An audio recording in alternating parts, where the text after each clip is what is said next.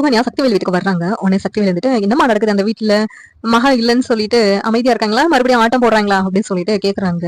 அது என்ன சொல்ல மாமா, அந்த செந்தில் பையனுக்கு கவர்மெண்ட் வேலை கிடைச்சிருக்காங்க மாமா, அதுவும் 10 லட்சம் ரூபாய் லஞ்சமா கொடுத்து வேலையை வாங்கியிருக்கானோ, அதனால அந்த பாண்டியன் உங்க மகன் கிட்டயும் மருமக கிட்டயும் பேசாம மூஞ்ச தூக்கி வச்சுக்கிட்டு இருக்காரு அப்படின்னு சொல்லிட்டு சுகன்யா அந்த வீட்டுல நடக்கிறதெல்லாம் சொல்லிக்கிட்டு இருக்காங்க. உடனே சக்திவேல் என்னது லஞ்சம் கொடுத்து வேலை வாங்கியிருக்கானா, ஆமா மாமா நாளைக்கு ஜாயின் பண்ண போறானுங்களாம் அப்படின்னு சொல்லிட்டு சுகன்யா சொல்லிக்கிட்டு இருக்காங்க.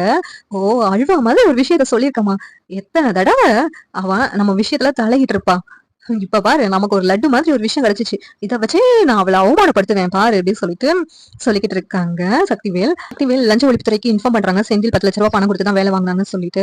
உடனே அங்க இருந்து செந்தில் வீட்டுக்கு செந்தில் அரெஸ்ட் பண்றதுக்காக போலீஸ் வர்றாங்க. நீங்க 10 லட்ச ரூபாய் லஞ்சம் கொடுத்து வேலை வாங்கினதால உங்களை அரெஸ்ட் பண்றோம் அப்படின்னு சொல்லிட்டு சொல்றாங்க. ஒண்ணு செந்தில் பாண்டியன் எல்லாருமே குடும்பமே ஷாக் ஆகுது. செந்தில் அரெஸ்ட் பண்ணிட்டு போறாங்க.